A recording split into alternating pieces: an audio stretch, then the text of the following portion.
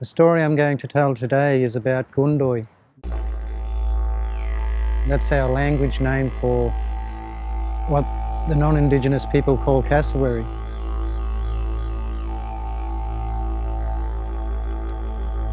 Well, my name's Leonard Andy and I'm a Juru traditional owner of the Mission Beach area.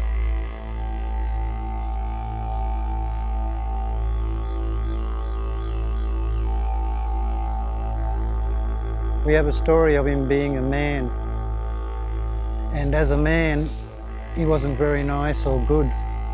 He was always stealing other people's food and not listening to all the elders and what they were doing. And because he used to wander around a lot in the bush, he had a lot of lice in his hair, and the women said, "Oh, we'll fix this guy up." So they went and had a meeting with the men, and what they did was they cooked him up a big feed and they invited him over to have a feed. And after he had a feed, the women said, "Oh, if you lay down, we'll go through your hair and take out all the lice." And when he was laying down, they were going through his hair, and a couple of men came with stone axes from behind him while he laid down and cut off his arms. And they said that when he jumped up and ran into the forests, he started to change and turn into what the Europeans call Cassowary.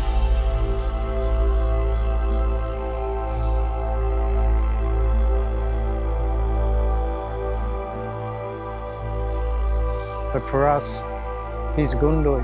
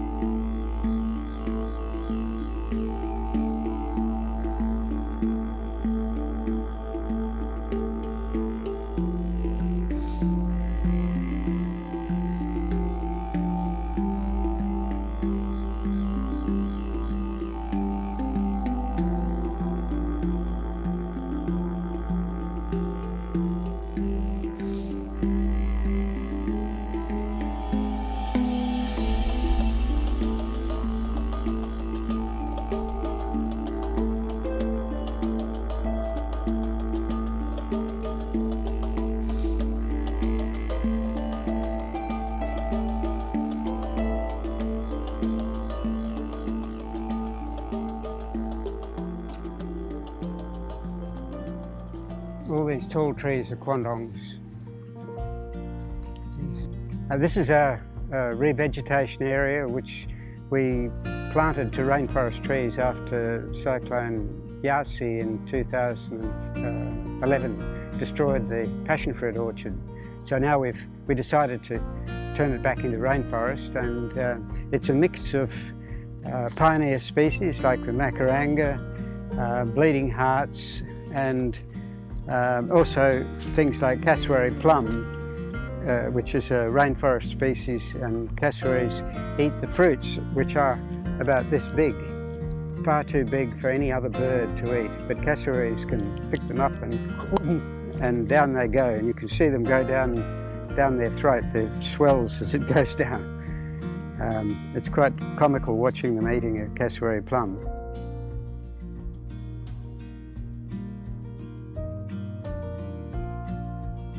The Queensland Wet Tropics area is a strip along the eastern edge of Queensland, and it's more or less parallel to the Great Barrier Reef. I believe it's the only place in the world where there are two World Heritage areas sitting side by side. This is Agathis robusta, or Kauri pine, and the ancestors of this, which look almost exactly the same as this tree, go back to 175 million years ago.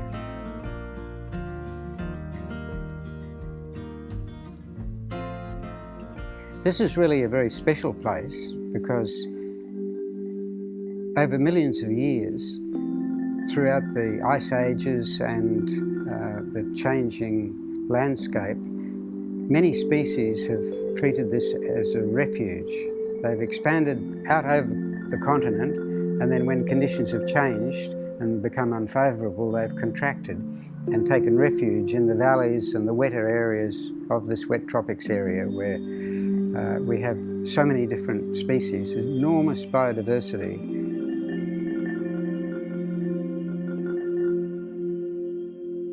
There are 1,200 rainforest trees in Australia. In the wet tropics of Queensland, you can have a 1 hectare area with 200 different species of trees, which is quite incredible diversity. Although the wet tropics World Heritage Area is only about 9,000 square kilometres, we have 40% of Australia's bird species represented here, a third of all the mammals, marsupials, orchids, conifers. We have 50% of Australia's bats and butterflies are represented here, and there are 162 reptiles in the wet tropics. They range from a skink that's 4 centimetres long, right up to crocodiles that are up to 6 metres long. So there's a great range of both sizes and diversity, and they're still discovering insects and reptiles, fish, plants that have never been described in science before.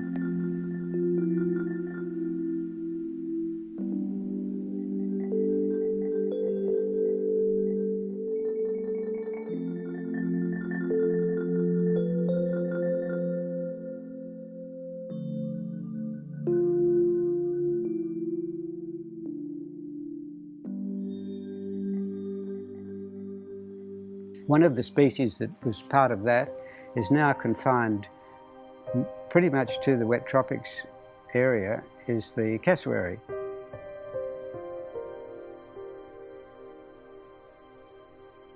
They're a very colourful and spectacular bird. From records, it appears cassowaries have been around for about 30 million years. And their lineage you can see when you look at a cassowary. If you look closely at the feet, and they look so much like the feet of a dinosaur. It's got quite a lot of appeal. It's very photogenic, but it's also a keystone species and fundamental to the survival of the rainforest.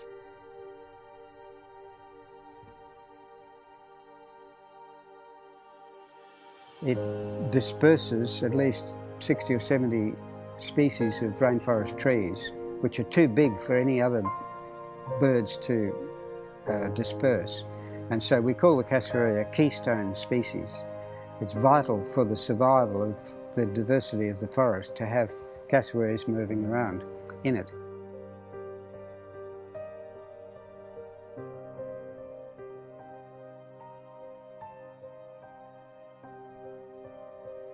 This is bandicoot berry, which is a popular cassowary food when they can reach it, but the berries fall down when they're ripe eventually, like these dark ones fall off, and they're quite nutritious for the cassowaries. There's quite a lot of flesh in them and lovely purple colour.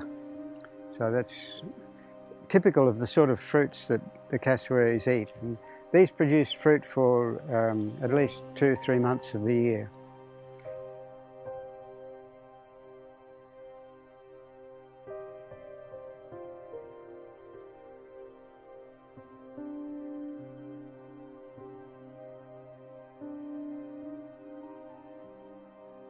It represents such a fundamental thing about the rainforest. If the cassowaries are surviving, then the rainforest is surviving, and all the other animals and plants and organisms that make up this incredible celebration of life on Earth are able to survive.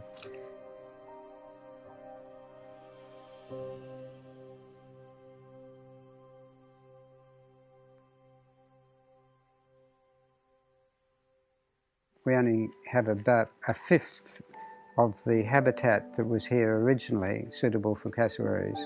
The remainder has been cleared for farming and housing and that sort of roads and railways and so on. So the population of cassowaries is obviously a lot less than it was in pre-European times. Whether the land has got its carrying capacity of cassowaries now is an open question, because you can't fly over the top and see mobs of cassowaries and say, oh, there's 200 there or 300 there. They're solitary and cryptic, so they can be in the forest and you can't see them. So it's very, very difficult to count them. But some work has been done in recent times using DNA analysis of scats and putting that together with modelling, and they've come up with, one of the numbers was 4,200 surviving in all of Australia.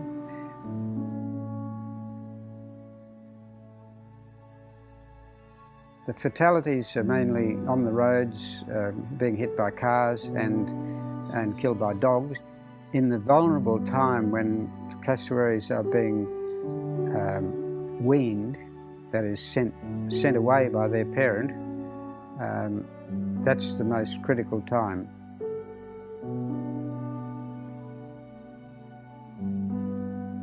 A lot of them die in the first year. The male tends to incubate the eggs and rear the chicks, look after them until they're about a year old. And then it's time for them to find their own territory, and they're on their own.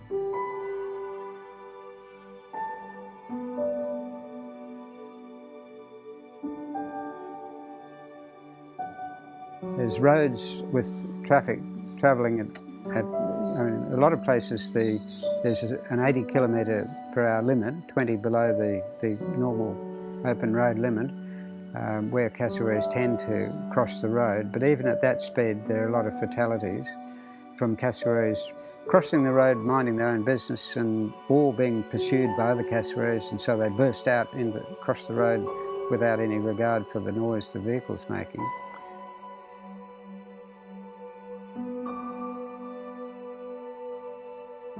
The other issue is that cassowaries that have been fed by people tend to become less shy and also associate people with food, and so they'll wander onto the road and expect that where there's a car there's going to be somebody that'll give them food.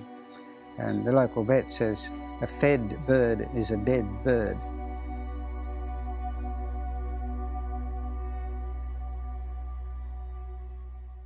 My name is Peter Trott. I'm Secretary of Community for Coastal and Cassowary Conservation, C4. My wife and I have worked in various parts of Australia, but we chose to come here to live 14 years ago, and since then we became involved with C4.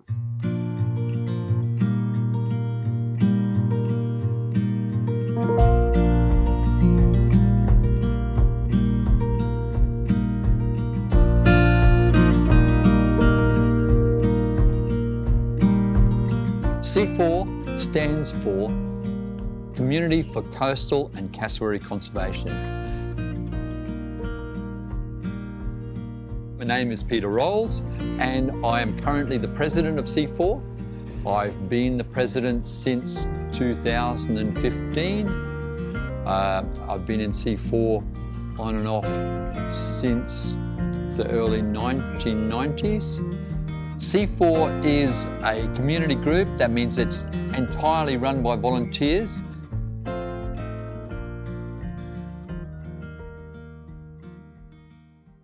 It was a response to a perceived need to do something about the rapidly declining population of cassowaries. There had been a lot of clearing of lowland rainforest, and the cassowary population had sort of been hanging on but was declining.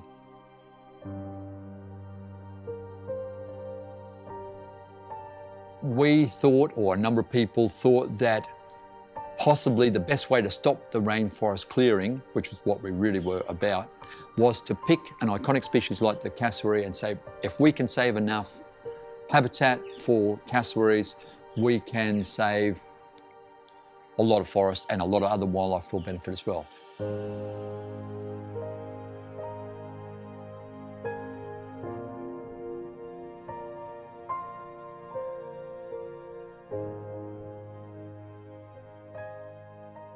Very early in the piece, it was realised that a good way of trying to look after those animals was to put their food back. Putting food for cassowaries back was really pretty easy. People collected cassowary scats because cassowaries are major dispersers of rainforest trees. Collect the cassowary scats, bring them into C4, we'd grow the seeds, make rainforest food plants for the cassowaries, and then put them back. First it was back into our own yards, our own properties, and then it was a matter of hunting around for other people who would do it. And that's continued to grow so that we now are all about looking for land which is not being used any other way productively and can be made back into cassowary habitat.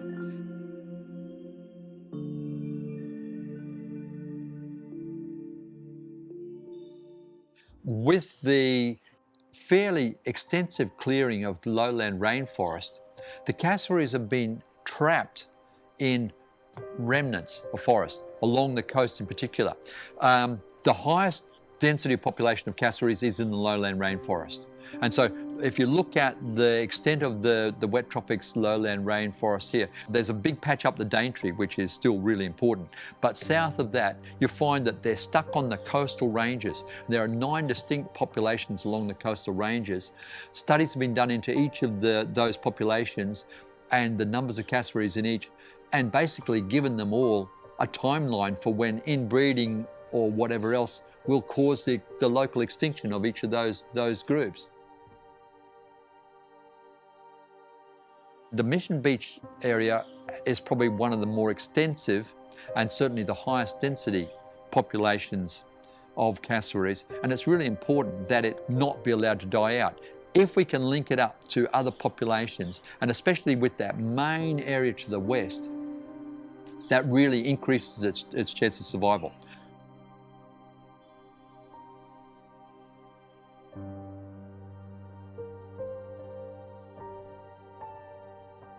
It's long been recognised that the Mission Beach area is isolated from the main World Heritage areas to the west by the highway, by the main rail line, by various other cleared agricultural country. An important area where there's been less clearing is in the so-called Smith's Gap area, where you've got National Park to the east and to the west. Because there's at least forest on both sides, we could see there was a chance of some sort of linking that could be done there. We're working with National Parks people to get all of the National Parks areas fully planted for a start. And then a property next door to the National Park became available for sale. And so at that point we said, let's work again with Queensland Trust for Nature and buy that block of land.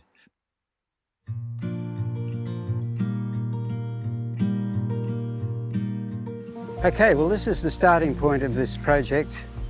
As you can see, it says Gerbum, which is the name, the local Aboriginal name for the emerald dove.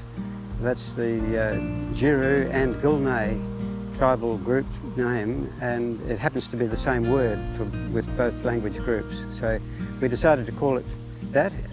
It forms a critical corridor, this bit of land, 17 hectares, and it's between World Heritage Area and National Park on either side of the Bruce Highway. And this forms the missing link that will make a continuous forest all the way through. Its strategic location is too important for it to be purchased by somebody who wants to turn it back into bananas or cattle or some other agricultural pursuit, which reduces the capacity of cassowaries to walk through. Wherever cassowaries are able to move to and fro, also all the other wildlife, the wallabies and the bandicoots and the other birds are all able to enjoy and forage and find nesting sites and food. It was originally cattle, It may have been cane at some stage, but it was immediately before we bought it, it was bananas. And of course, the banana farmer did not want cassowaries on his block because they eat the bananas, but worse than that, the workers used to turn up with their dogs and the dogs would roam around on the block through the day. So it was a really effective block to cassowary movement in that area. Having purchased it, one of the main things about Queensland Trust for Nature is that they want to turn it into a nature refuge. And so we are currently working with them to revegetate almost all of the cleared country, turn it back into forest, make it so that the cassowaries can use it. And we know the cassowaries do use it because we see them occasionally as we're working out there. We began here in May last year, and so far we've planted probably about 1 hectare, and we're incrementally going further up the hill and over against the existing national park over the other side there. These existing trees here were planted about 25 years ago as a revegetation project. The forest up there, that's all national park, part of the Wet Tropics World Heritage Area, and so we'll be going right up to the existing forest. Across to the southwest, we'll be planting up against the national park there, so this will form a complete solid forest area. An ecologist called Norman Myers once described tropical rainforest as the greatest celebration of life on Earth, and you can see why. If you look through here, and you can see this creek that's 10 metres below, and the vines and ferns and everything climbing over each other to get up to the light, and then going up the mountainside through the gap, you can see the forest just clambering up over the mountain. All the plants fighting to get their share of the light. That's the wait a while. It sends up shoots that have backward pointing barbs on them, and they hook onto the foliage of other trees and keep growing and growing and growing until they get up to the light. And some of those canes that they produce can be 60 metres long as they find their way up through the forest to get into the light. And if you walk through underneath them where they're hanging down, they're very painful. They just grab hold of you like fish hooks, which is why they call it wait a while, because as you're walking through the forest, you get caught up on them. You have to wait a while you unpick them so you can get out. This is the northern section of the block. We'll be replanting this in the next year, revegetating it from the road down there up to the railway, and then we'll move further up the hill here, because we've got 7 hectares to cover altogether.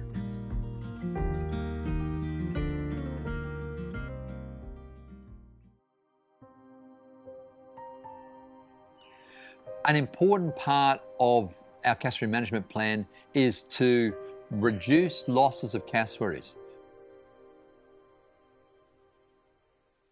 One of the things that C4 currently is doing is that we are involved with the day-to-day management of the Garners Beach Cassowary Recovery Facility. I'm Mandy, and I'm a volunteer with C4.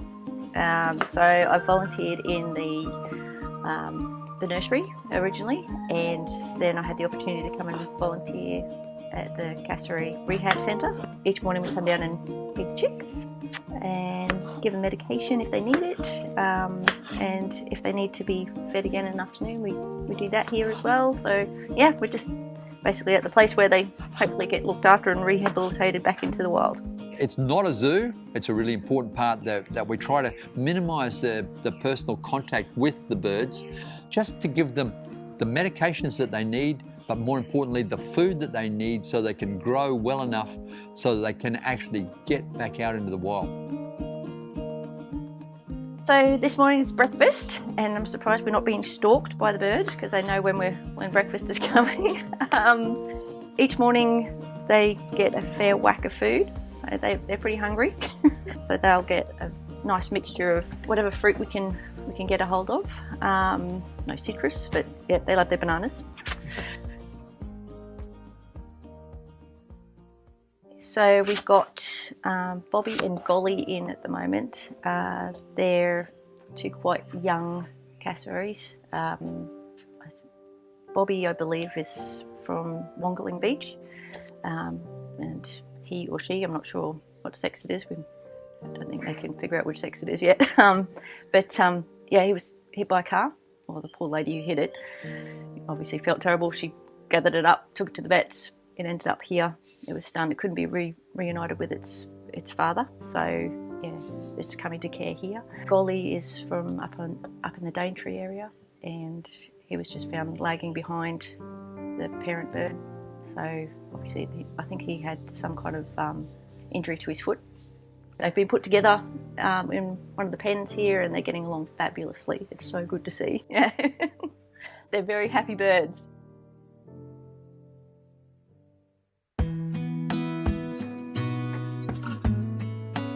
One of our major activities here, and a really good opportunity for people to be involved, is the nursery.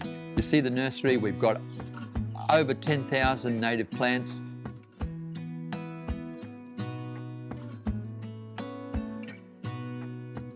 We believe that people should live with wildlife, and that an important part of living with wildlife is that you have native plants in your garden. If you've got native plants in your garden, then that means that's the food for the things which should live here. It's the flowers that feeds the butterflies, the beetles, all the other insects. It's the fruit that feeds the birds, including the cassowaries. It's living with your wildlife rather than having the wildlife as something separate that lives outside your fence. So we have our nursery for local people to come and buy native species. Also, by having so many plants here, that's our stock that we use in our revegetation.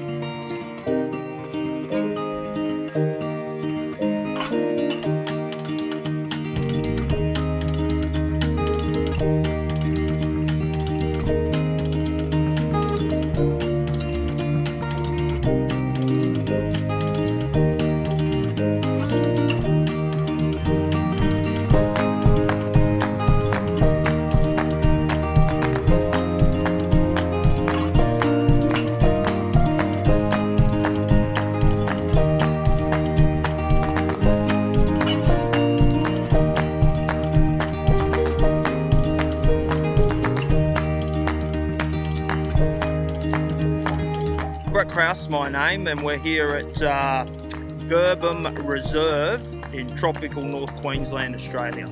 Highly important, this area. This particular spot here is enhancing the habitat. As you can see in the background here, we've got the World Heritage National Park, and where we're planting today with C4 is extending the habitat for southern cassowary, and as well as many other native Australian fauna species.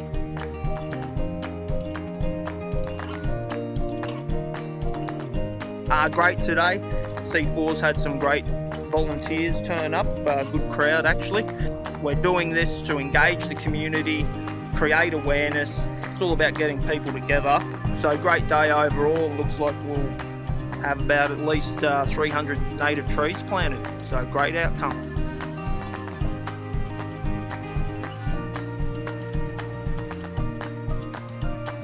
What would you like to say to people who are interested in getting involved? Come, just come, and we'll show you how to do it. It's easy.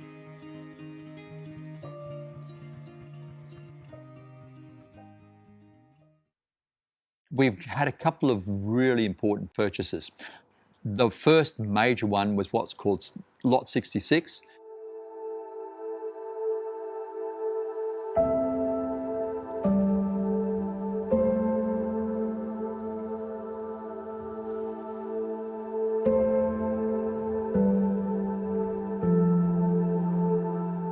Well, Lot 66, or as we call it now, Cassowary Connection, it started off more than 15 years ago when a developer put an application into the then Shire Council for a development of this 25 hectares with 55 housing lots.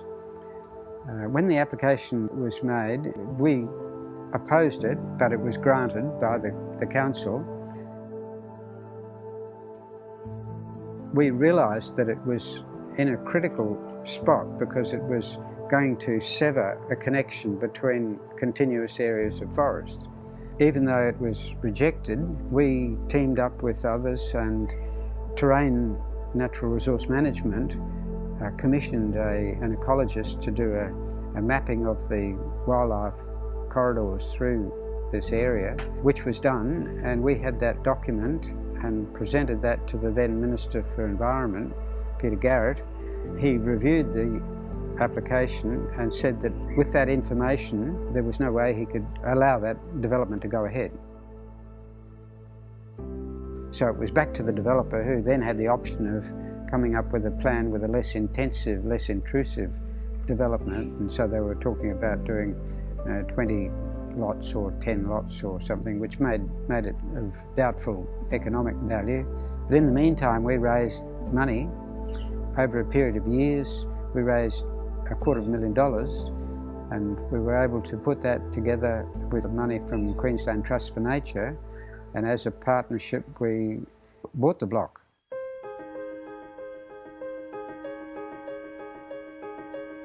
Since then we've improved it, and we've been able to secure wildlife refuge status for that area, which is on the title, and so it can never be changed. And so now it's available for sale to somebody who wants to have a property where there's lots of birds, lots of wildlife, lots of trees, nice habitat, and enjoy that patch of secure habitat.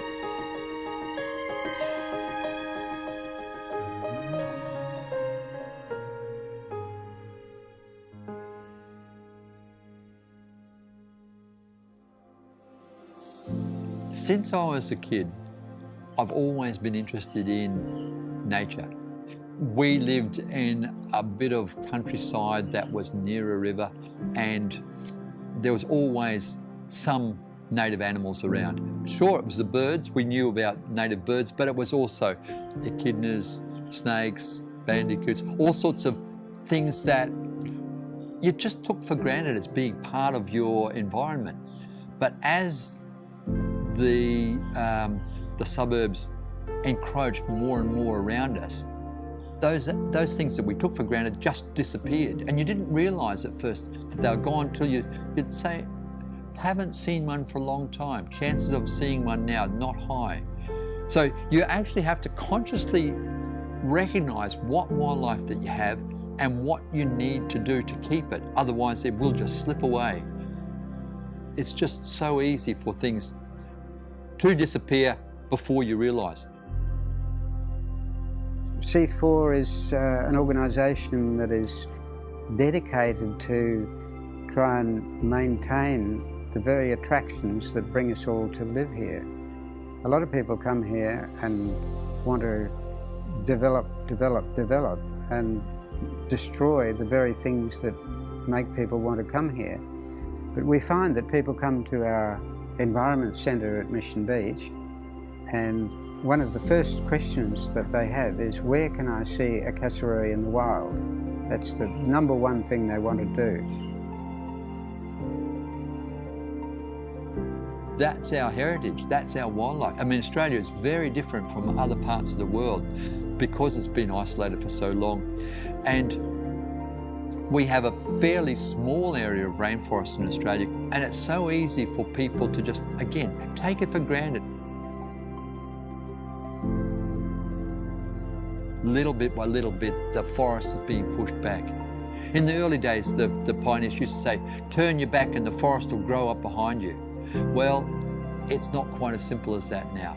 Something might grow up behind you, but it's more likely to be weeds than it is to be forest. We are the stewards of this land. We do need to take responsibility for looking after it. Well, humanity is not the be-all and end-all on this planet. And it is our responsibility as custodians whilst we're on this planet to look after nature. We cannot function without it. There is no separation between us and the natural world, and the more we separate, the less there is for us as human beings. Look at what it does, it's amazing. You know, it nurtures us, it gives us everything. This is a wonderful area for exploring the wildlife and the natural habitat, because there's so much happening. The enormous diversity of plant and animal species. I think people around the world are more aware now than years past of the value of natural habitat. We're seeing quite a lot of support for what we do, and I think we are effective in steering the juggernaut of human development into safer ways. We try to share the things we value with others who may not be even aware of what is here. And by doing so, we believe that people will discover and thereby respect and want to protect and preserve. I think more and more people are sort of getting on board with it. I think there's a lot of people who just don't know how to connect and do something. Well, they don't know how to get involved.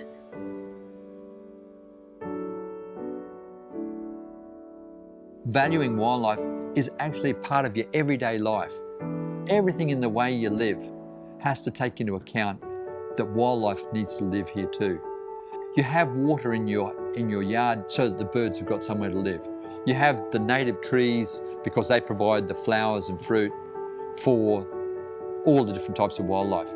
That when you wake up in the morning and go out in the veranda, you expect that you'll see native animals around. It doesn't have to be, I mean, they don't have to come and eat cassowaries every morning or anything like that. It's just those incremental small things that people can do, and as collectively that adds up to quite a big difference. One of the other statements that has inspired me is, no one makes a greater mistake than he who does nothing because he thought he could only do a little.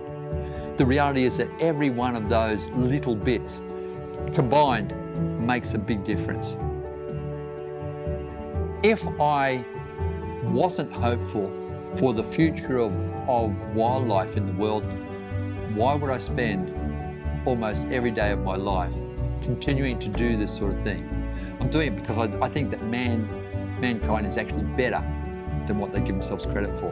It's all the other people at C4 who all come in because they all can see that there's a role that they can play in looking after wildlife, in making the whole place better. Come out or go to a nursery near you, or get involved in any other kind of conservation effort. It doesn't have to be one out here in the bush where you're planting. There's all sorts of things that you can do to help the effort. We'd love to have your help. We need a lot of help because there is always more jobs than we can do in the time available. We welcome volunteers with open arms, and the other side of that is that we, like everybody else who joins, learn a lot of things because we have an enormous range of talented, informed people who are very willing to share their knowledge. And so by working together and sharing all that knowledge, it's just such an enriching experience.